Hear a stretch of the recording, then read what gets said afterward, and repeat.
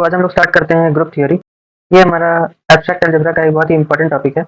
तो group theory में पहले हम देखते हैं कि ग्रुप थ्योरी में हमें क्या-क्या पढ़ना होता है। तो ग्रुप थ्योरी में जो सबसे पहली चीज़ पढ़नी होती है वो होता है हमारे पास अलजेब्राइक स्ट्रक्चर क्या होता है। उसके बाद दूसरा जो हमें पढ़ना होता है वो होता है बाइनरी ऑपरेशन।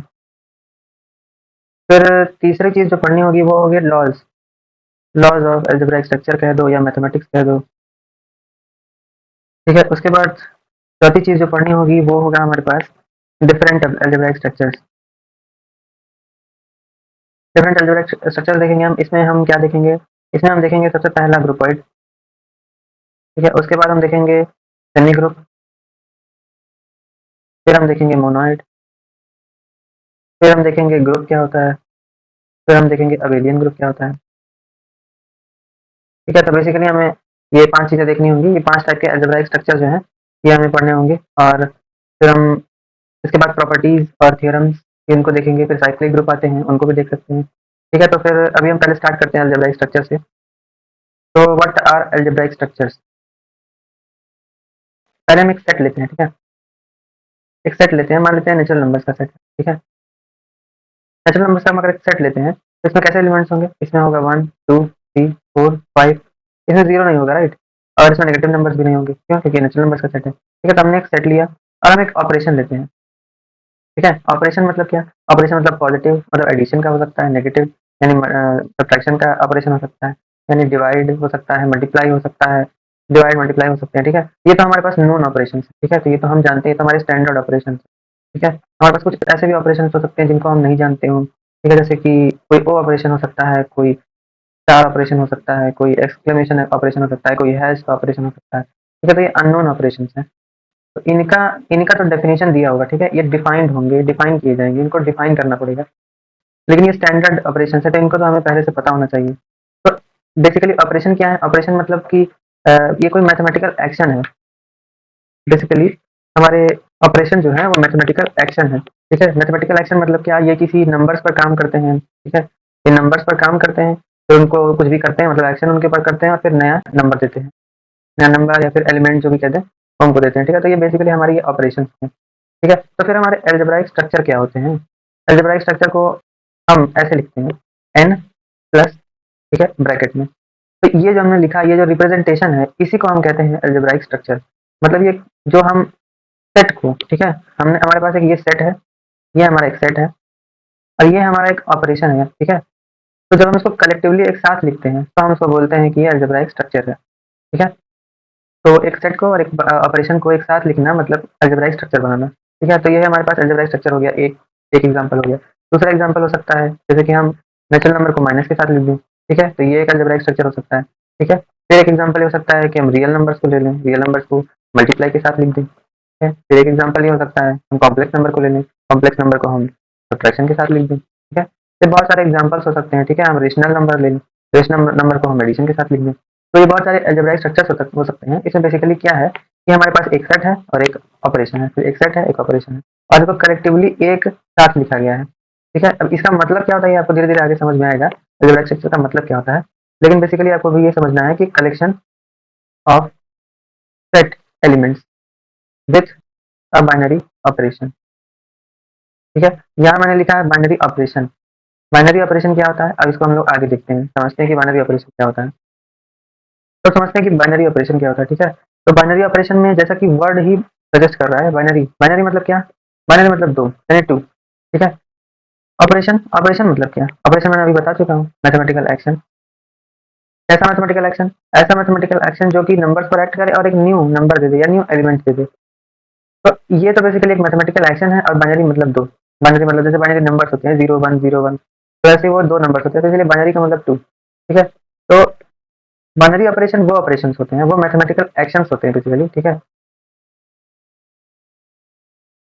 ठीक है, तो मैंने इसका डेफिनेशन लिखा है कि मैथमेटिकल एक्शंस, बाइनरी ऑपरेशंस वो मैथमेटिकल एक्शंस होते हैं that act on two elements. ठीक है, जो दो एलिमेंट्स के ऊपर एक्ट करते हैं और एक नया या फिर वही सेम एलिमेंट देते हैं। ठीक है, किसका? सेम सेट का। ठीक है, तो इसको समझने के लिए एक एग्जांपल लेते हैं। सबसे पहला एग्जांपल हम ले लेते हैं नेचुरल नंबर्स का एडिशन के साथ। ठीक है, तो नेचुरल नंबर्स का सेट क्या होता है? नेचुरल नंबर्स का सेट 0 से स्टार्ट होता है? नहीं, 1 2 3 4 5 ऐसे एलिमेंट्स होते हैं। नेचुरल नंबर्स में 0 और नेगेटिव नहीं आते हैं। ठीक है, और हमारे पास बाइनरी ऑपरेशन क्या है? प्लस का है। ठीक है, तो ये हमारा एक अलजेब्राइक स्ट्रक्चर बना हुआ है। तो हम क्या करेंगे कि हमको प्रूव क्या करना है कि हमारा प्लस जो है वो बाइनरी ऑपरेशन है। ठीक है, तो हम क्या करेंगे, अब अगर प्लस जो है वो बाइनरी ऑपरेशन तभी होगा जब वो सारे एलिमेंट्स के साथ एक्ट करेगा। एक्ट करने पर वो क्या करेगा, उसकी प्रॉपर्टी क्या है कि वो दो एलिमेंट्स पर एक्ट करेगा, इन एक बारी में दो एलिमेंट्स पर एक्ट करेगा, और या तो एक नया एलिमेंट देगा या तो सेम एलिमेंट देगा। ठीक है, तो कैसा मतलब ये कि अगर हम 1 और 2 लेते हैं और इसके बीच अपना बाइनरी ऑपरेशन लगाते हैं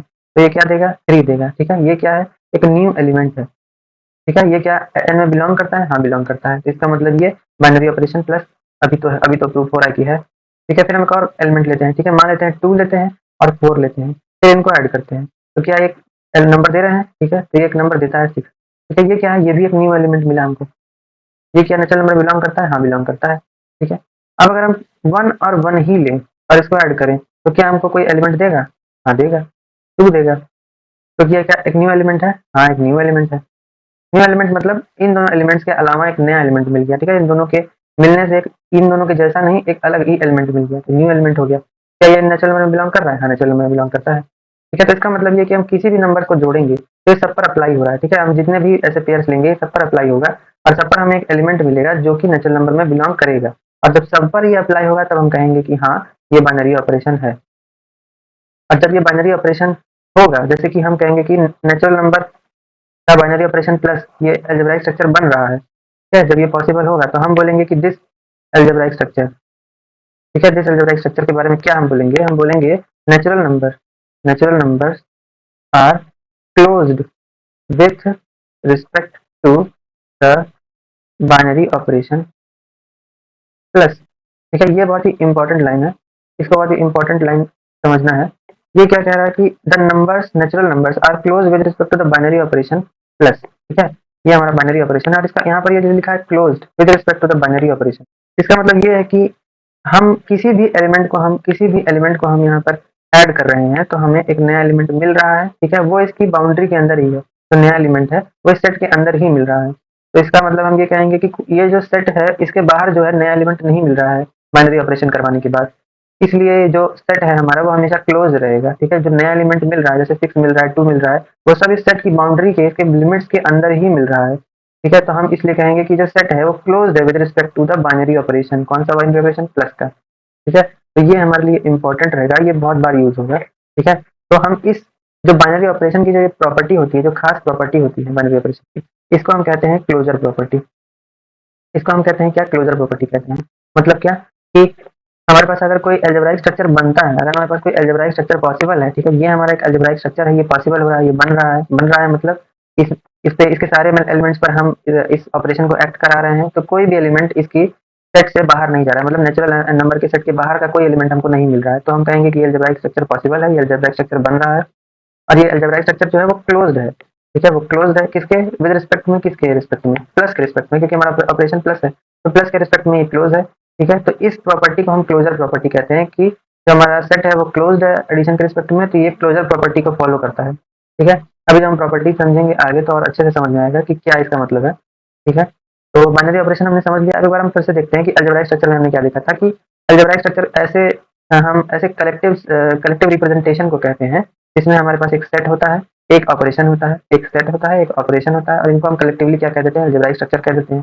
ठीक है, ऑपरेशन कैसे हो सकते हैं हमारे पास, ऑपरेशन हमारे पास ऐसे हो सकते हैं जो स्टैंडर्ड हो, ऐसे भी ऑपरेशन हो सकते हैं जो अननोन हो। ठीक है, तो जब हमारे पास क्वेश्चन होगा वो कैसा होगा, जैसे कि हमको जब ऑपरेशन दिया जाएगा अननोन ऑपरेशन, जैसे कहा जाएगा ओ कोई ऑपरेशन है तो उसका कोई डेफिनेशन दिया जाएगा। ठीक है, कि एक बार प्लस करो फिर माइनस करो। ठीक है, या हमारे पास ऐसा डेफिनेशन दिया जाएगा कि जो एलिमेंट है तुम्हारे पास उसमें ए को बी के साथ प्लस करो और फिर दोनों को सी से माइनस करो या बी से माइनस करो, ऐसा ऐसा कोई ऑपरेशन का डेफिनेशन दिया जाएगा और उसके अकॉर्डिंग हम वो काम करेंगे। ठीक है, अभी हम एग्जांपल्स देखेंगे तो समझ में आएगा। फिर हमने देखा क्या, अलजेब्राइक स्ट्रक्चर्स के कुछ एग्जांपल देखे, जैसे n प्लस प्लस के रिस्पेक्ट में ये नेचुरल नंबर्स, फिर n माइनस, फिर r डॉट और c माइनस q प्लस। तो ये तो बस हमारे पास स्ट्रक्चर्स हैं। ठीक है, ये पॉसिबल है भी कि नहीं ये हमको देखना पड़ेगा अभी। ठीक है, इनकी ये पॉसिबल है कि नहीं ये हमको देखना बस पड़ेगा, अभी इसका डाउट है हमारे पास।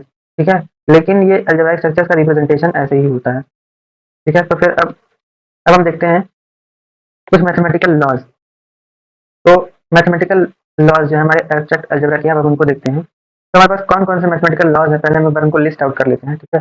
तो पहला जो हमारे पास मैथमेटिकल लॉ होता है उसको हम कहते हैं क्लोज़र प्रॉपर्टी, जो कि आप देख चुके हैं अभी, थोड़ी देर पहले मैंने उसका नाम लिया था, ठीक है? तो जो दूसरा लॉ होता है वो होता है एसोसिएटिव प्रॉपर्टी, ठीक है? फिर तीसरा जो होता है एक्जिस्टेंस ऑफ आइडेंटिटी, फिर चौथा जो होता है वो होता है एक्जिस्टेंस ऑफ इनवर्स, ठीक है? और पाँचवा जो लॉ होता है वो होता है कम्यूटेटिव लॉ। तो बेसिकली हमारे पास ये प्रॉपर्टीज़ हैं, अब हमको इसको डिटेल में समझना होगा कि ये प्रॉपर्टीज़ का मतलब क्या होता है, ठीक है? तो पहला हमारे पास था क्या? क्लोज़र प्रॉपर्टी, ठीक है? तो क्लोज़र प्रॉपर्टी मतलब क्या है? क्लोज़र प्रॉपर्टी मतलब ये होता है कि अगर हमारे पास 2 एलिमेंट्स हैं, जैसे ए और बी हैं, ठीक है? तो ये किसी सेट के, मान लेते हैं किसी सेट जी के हैं, ठीक है? तो अगर हमारा जो बाइनरी ऑपरेशन है, ठीक है? हमारे पास एक कोई बाइनरी ऑपरेशन है, मान लेते हैं ऑपरेशन है ओ, ठीक है? ये कोई ऑपरेशन है, ठीक है? तो ये बाइनरी ऑपरेशन ऐसा होना चाहिए सच दैट कि जो हम जब भी ए और बी के साथ उसका ऑपरेशन करें, इन दोनों का आपस में ऑपरेशन करें, तो ये जो नया एलिमेंट बन के आता है, ये ए और बी पूरा जो नया एलिमेंट बन के आता है, वो हमारा जी में लाई करेगा। तो हम बोलेंगे कि क्लोजर प्रॉपर्टी सेटिस्फाइड है, ठीक है? या हम इसको दूसरी लैंग्वेज में बोलते हैं कि ये जो जी सेट है, वो क्या है? वो क्लोज्ड है विथ रिस्पेक्ट टू ओ, ठीक है? ये वो हमारा बाइनरी ऑपरेशन है। तो हम कहेंगे कि जो जी है वो क्लोज्ड है विथ रिस्पेक्ट टू ओ। तो ये हमारा क्लोजर प्रॉपर्टी हो गया। जैसे अब इसको एग्जाम्पल समझें, अगर इसको एग्जाम्पल समझें तो ऐसे हम लिख सकते हैं कि अगर हम नेचुरल नंबर लिए थे प्लस के साथ, तो नेचुरल नंबर प्लस के साथ इसका मतलब क्या हो गया? 1 2 3 4 5 6 7, ये सारे एलिमेंट्स प्लस के साथ क्या ये अलजेब्राइक स्ट्रक्चर बनाएंगे? और बनाएंगे तो क्या क्लोज्ड होंगे? तो देखते हैं, अगर हम 1 को 2 के साथ ऐड करें तो ये 3 देगा, ये इसी का एलिमेंट है 3, ठीक है? फिर अगर हम 3 को 1 के साथ ऐड करें तो ये 4 देगा, उसी का एलिमेंट है। अगर हम 4 को 1 2 के साथ ऐड करें तो ये 6 देगा, तो है एलिमेंट। अगर हम 6 और 7 को ऐड कर दें तो भी जो भी नंबर ऐसे देते चले जाएंगे, जो भी नंबर्स, ये सारे नंबर जो है वो एन में बिलोंग करते हैं, ठीक है? तो इसका मतलब ये जो एन में बिलोंग कर रहे हैं, तो इसका मतलब क्या है? N is close with respect to plus, ठीक है? तो हमारा जो ऑपरेशन है वो प्लस का ऑपरेशन है, और हम इसको हमेशा ऐसे लिखते हैं कि एन इज क्लोज, लेकिन किसके रिस्पेक्ट में? तो हमारे बाइनरी ऑपरेशन का नाम भी बताना होगा कि प्लस के रिस्पेक्ट में, ठीक है? तो ये हमारा क्लोजर प्रॉपर्टी हो गया। अब हम लोग इसी इसी तरीके से डिस्कस करते हैं हमारी दूसरी प्रॉपर्टी जो है, वो है हमारी एसोसिएटिव लॉ या एसोसिएटिव प्रॉपर्टी, ठीक है? तो दूसरी प्रॉपर्टी है एसोसिएटिव। एसोसिएटिव प्रॉपर्टी का मतलब होता है कि अगर हमारे पास 2 एलिमेंट्स हैं, मान लेते हैं 3 एलिमेंट्स हैं, ए, बी, सी, ये बिलोंग करते हैं हमारे एक ग्रुप में, ठीक है? तो अगर हमारे पास कोई ऑपरेशन है, ठीक है? ऑपरेशन ओ ले लेते हैं हम, ठीक है? तो एसोसिएटिव प्रॉपर्टी का मतलब ये है कि अगर हम ए को और बी को ऑपरेट करें, पहले इनको ऑपरेट करें, फिर हम सी को ऑपरेट करें, मतलब पहले इनको ऑपरेट कर लिया, फिर जो आंसर आया उसके साथ सी को ऑपरेट कर लिया, ठीक है? तो तो इसका जो रिजल्ट आएगा वो उसी के बराबर आएगा, मतलब ए और बी ओ सी के बराबर आएगा। मतलब पहले हमने क्या किया? हमने ए और बी को ऑपरेट कर लिया, फिर जो आंसर आया उसके साथ सी को ऑपरेट कर लिया, ठीक है? लेकिन हमने दूसरे केस में क्या किया कि पहले हमने बी और सी को कर लिया, मतलब पीछे वाले को कर लिया पहले ऑपरेट, और फिर उसके साथ आगे वाले को ऑपरेट कर दिया, ठीक है? इसको आप ऐसे समझिए एग्जाम्पल से कि हमने पहले ए और बी को जोड़ दिया, उसके बाद में सी को जोड़ा, या फिर हम ऐसा करें कि हम पहले बी और सी को जोड़ देते, उसके बाद ए को जोड़ते, तो आंसर हमारा सेम ही आता है, ठीक है? तो यही हमारा एसोसिएटिव प्रॉपर्टी है, जो कि मैंने प्लस के साथ दिखाया, लेकिन ये सभी बाइनरी ऑपरेशन के साथ सेटिस्फाई होता है, ठीक है? तो ये हमारी एक बहुत ही इंपॉर्टेंट प्रॉपर्टी है जो हमको हमेशा चेक करते रहना पड़ेगा, ठीक है? क्लोजर प्रॉपर्टी तो हमेशा ही सेटिस्फाई होगी, क्यों? क्योंकि जब भी हमारे पास बाइनरी ऑपरेशन होगा, तो बाइनरी ऑपरेशन की खुद की कंडीशन में आता है कि जो हमारा सेट है वो क्लोज होना चाहिए, ठीक है? तो हमको क्लोजर प्रॉपर्टी अगर बाइनरी ऑपरेशन है, तो बाइनरी ऑपरेशन के रिस्पेक्ट में हमेशा ही ये सेटिस्फाइड रहती है, ठीक है? तो इसको हमें कभी चेक करने की जरूरत नहीं पड़ती है क्लोजर प्रॉपर्टी की।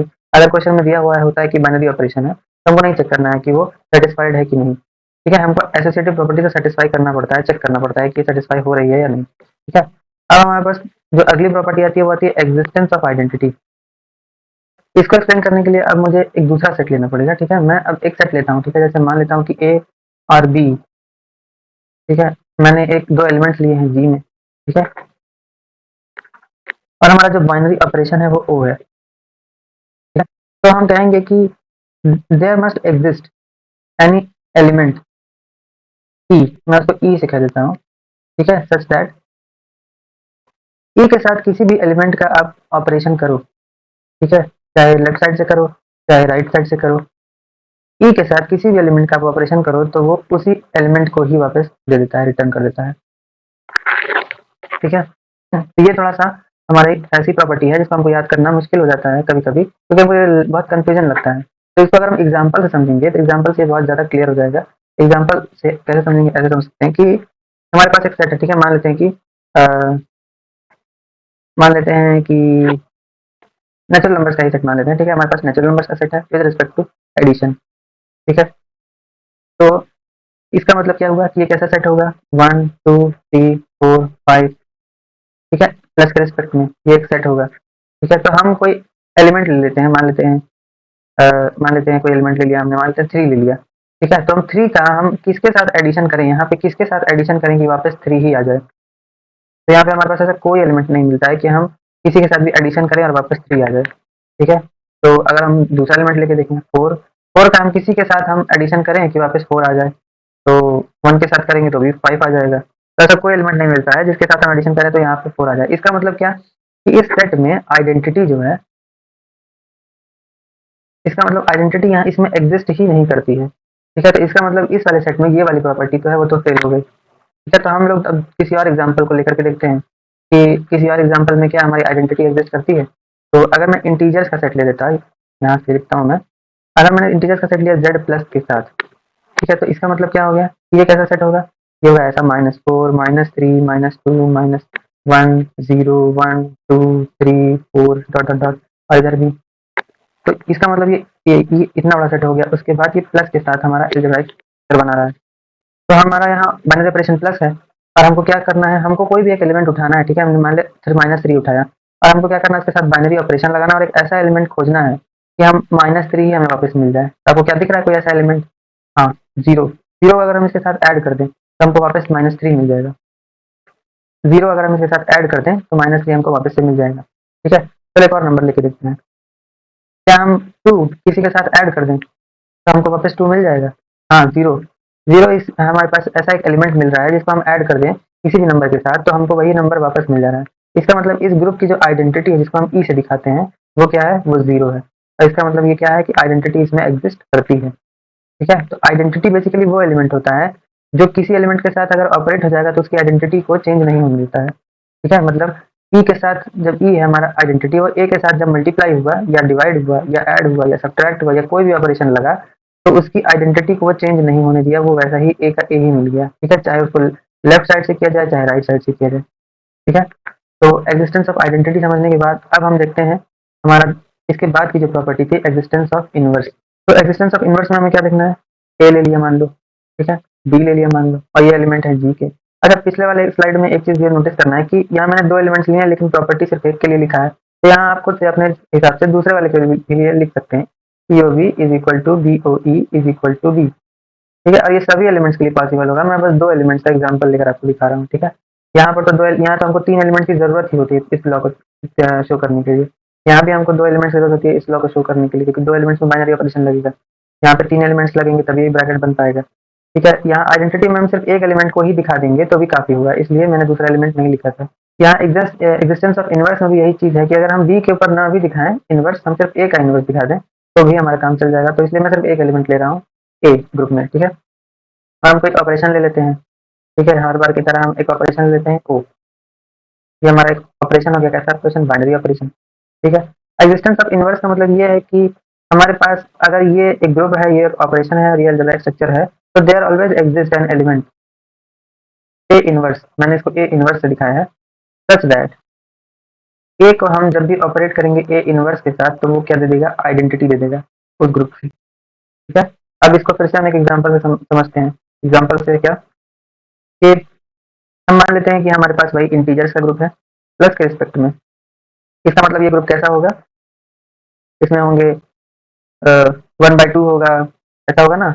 नहीं, इसमें नेगेटिव नंबर्स होंगे, -3 होगा, -2 होगा, -1 होगा, 0 होगा, पॉजिटिव नंबर्स होंगे यानी 1 होगा, 2 होगा, 3 होगा और भी बहुत सारे नंबर्स होंगे, ठीक है? और ये एडिशन नाम के बाइनरी ऑपरेशन के साथ अलजेब्रिक स्ट्रक्चर बना रहा है, ठीक है? तो हमको क्या चेक करना है, हमको देखना है कोई भी एक एलिमेंट ले लेते हैं, ठीक है? मान लेते हैं हम 1 ले लिया और इसको हम इसके साथ हमको बाइनरी ऑपरेशन लगाना है प्लस का और हम इसके साथ कोई एक ऐसा एलिमेंट लिख दें कि हमको आइडेंटिटी मिल जाए इस ग्रुप का, ठीक है? आइडेंटिटी क्या है इस ग्रुप का? 0 है। अभी हमने पिछले वाले एग्जांपल में देखा था कि आइडेंटिटी इस ग्रुप का 0 है। अगर 0 के साथ हम किसी को भी ऐड करते हैं तो कोई भी चेंज नहीं रहता है, तो इसलिए इसका ग्रुप का आइडेंटिटी क्या होगा? 0 हो गया, ये आइडेंटिटी हो गया। तो हम 1 के साथ क्या ऐड करें कि हमको 0 मिल जाए? तो हाँ, -1 ऐड कर दें अगर, तो हमको 0 मिल जाएगा, ठीक है? एक एग्ज़ाम्पल तो ये हो गया। एक और एग्ज़ाम्पल देखते हैं कि अगर हम -2 लें और उसके साथ हम क्या ऐड करें कि हमको 0 मिल जाए, यानी आइडेंटिटी मिल जाए? 2 ऐड करें, ठीक है? एक और एग्ज़ाम्पल लेके देखते हैं। अगर हम 3 ले लें तो इसके साथ फिर 0 हमको लाना है, तो -3 लेना पड़ेगा, ठीक है? तो हमने यहाँ से हमको क्या पता चल रहा है? यहाँ से हमको ये पता चल रहा है कि आइडेंटिटी जो है वो तो यूनिक है ग्रुप की, ठीक है? मतलब सॉरी, आइडेंटिटी जो है वो तो यूनिक है सेट की, लेकिन जो हमारा इनवर्स है, इनवर्स जो है वो पूरे सेट के लिए, कंप्लीट सेट के लिए यूनिक नहीं है, कंप्लीट सेट के लिए यूनिक नहीं है, ठीक है? बट बल्कि हर एलिमेंट के लिए यूनिक है। मतलब 2 के लिए -2 के लिए 2 होगा, 3 के लिए -3 होगा। ऐसा नहीं है कि -2 के लिए भी 3 हो गया और 2 के लिए भी 3 हो गया, ऐसा नहीं हो रहा है। या 3 के लिए भी -3 हो गया और 1 के लिए भी -3 हो गया, ऐसा तो नहीं हो रहा है, ठीक है? तो इसका मतलब ये है कि इनवर्स ऑफ एवरी एलिमेंट या ईच एलिमेंट इज यूनिक, ठीक है? तो ये एक इम्पोर्टेंट पॉइंट है, याद रखने लायक, कि हर एलिमेंट का जो इनवर्स होता है वो यूनिक होता है, ठीक है? और दूसरा इंपॉर्टेंट पॉइंट जो है याद रखना है कि आइडेंटिटी जो होती है वो यूनिक होती है, ठीक है? आइडेंटिटी पूरे ग्रुप की यूनिक होती है, ठीक है? तो हमने देखा क्या कि इनवर्स क्या होता है? ऐसा एलिमेंट होता है, ठीक है? इनवर्स जो होगा हमारा ऐसा एलिमेंट होता है जो किसी भी एलिमेंट के साथ अगर ऑपरेट होगा तो आइडेंटिटी दे देगा उस ग्रुप की, ठीक है? मतलब उसकी प्रॉपर्टीज को सबको खत्म करके उसको बस 1 बना देगा, मतलब उसको एक बना देगा, ऐसा बना देगा जिससे उसके ऊपर मतलब जिसका उस ग्रुप का जो रिप्रेजेंटेटिव होगा आइडेंटिटी वो बना देगा, ठीक है? तो हमारे पास ऐसे रेजिस्टेंस ऑफ इनवर्स प्रॉपर्टी हो गई। अब अगली प्रॉपर्टी जो आती है हमारे पास, वो हमारी आखिरी प्रॉपर्टी होती है कम्यूटेटिव लॉ। प्रॉपर्टी नहीं, लॉ होता है। कम्यूटेटिव लॉ बहुत ही सिंपल है, सबसे ईज़ीएस्ट है, ठीक है? अगर हमारे पास 2 एलिमेंट्स हैं ग्रुप में, ठीक है? तो अगर हम इनको A-O-B लिखें या B-O-A लिखें, ये सेम बात है, ठीक है? उल्टा-सीधा एक समान। अब यहाँ पे कम्यूटेटिव लॉ को एसोसिएटिव लॉ से कंफ्यूज नहीं होना है, ठीक है? एसोसिएटिव लॉ क्या था? एसोसिएटिव लॉ क्या था? एसोसिएटिव लॉ में हमने देखा था कि हमारे पास 3 एलिमेंट्स हों, ठीक है?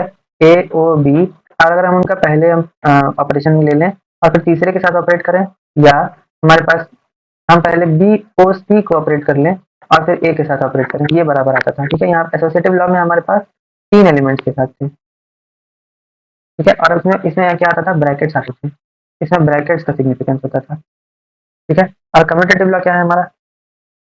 कम्यूटेटिव लॉ को ऐसे समझिए, उल्टा सीधा एक समान, मतलब कि 2 एलिमेंट्स होंगे हमारे पास, 2 एलिमेंट्स होंगे, ऐसे ब्रैकेट से कोई सिग्निफिकेंस नहीं है, बस इनको उल्टा सीधा करना है, ठीक है? एक बार ए और बी लिख दो और एक बार बी ओ ए लिख दो। तो आई होप इतनी सारी चीजें क्लियर होंगी अब, इसमें कोई कंफ्यूजन नहीं हो रहा होगा, ठीक है? तो ऐसा कम्यूटेटिव लॉ का अगर हम एग्जांपल लिखना चाहें तो एग्जांपल हम कैसे देख सकते हैं? ऐसे देख सकते हैं कि अगर हम अगर हम जेड ही ले लेते हैं प्लस के साथ, तो इसका हम एक एलिमेंट ले लेते हैं, मान लेते हैं 1 और 2 ले लेते हैं, इनके साथ बाइनरी ऑपरेशन लगाया तो क्या आया? 3 आया। अगर हम इसी के ऑर्डर को उल्टा कर देते तो क्या आ जाते? 2 + 1 कर देते तो ये भी 3 आता, ठीक है? एक और एग्जांपल लेते हैं, 3 + 4 करते अगर हम, तो क्या आता? 7 आता, ठीक है? अगर हम इसके ऑर्डर को उल्टा कर देते हैं तो क्या 4 + 3 भी 7 ही आता, ठीक है? एक और एग्जांपल दूसरा लेते हैं, अगर हम लेते हैं z माइनस, तो 1 - 2 करने पे क्या आता है? -1 आता है। तो क्या 2 - 1 करने पे 1 आ रहा है? तो इसका मतलब इसमें कम्यूटेटिव लॉ जो है वो क्या है? फॉलो नहीं हो रहा है, ठीक है? उसके बाद हम ले लेते हैं जैसे -3 और 2 ले लेते हैं, अगर हम ये दोनों एलिमेंट्स लेते हैं तो इसके साथ हम कम्यूटेटिव लॉ फॉलो कराएं, -3 - 2, तो क्या आ जाता? -5। अगर हम इसको उल्टा करते तो क्या आ जाता? 2 माइनस -3, ये क्या जा रहा है? 5, ठीक है? तो इसका मतलब यहाँ पे ये कुछ एलिमेंट्स के साथ यहाँ पे देखिए 2 डिफरेंट एलिमेंट्स आए हैं, तो यहाँ पे सेटिस्फाई नहीं कर रहा है। इसका मतलब ये है कि कुछ अलजेब्राइक स्ट्रक्चर्स होते हैं जो कुछ प्रॉपर्टीज को फॉलो करते हैं, जैसे ये प्रॉपर्टी को फॉलो कर रहा है कम्यूटेटिव लॉ को, लेकिन ये नहीं कर रहा है, ठीक है?